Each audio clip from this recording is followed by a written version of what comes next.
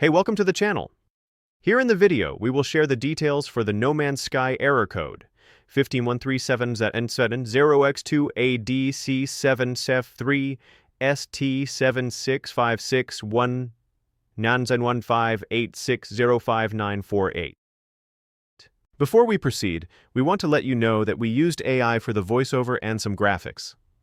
However, all the information shared has been manually researched and is not AI generated.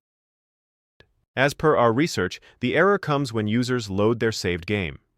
The UI appears to work fine, but the environment turns light gray with a black oval in the center, and pressing any button triggers this error code. During our research, we were unable to find any official information on the error, but our research suggests that this could be a temporary issue caused by some general problems. To deal with the error, the first thing we suggest is to restart your device and try loading the game again. Once restarted, check if the error still comes. If the error still comes, then check if there are any pending updates for the game or your system. If there are any, install them and check for the error again.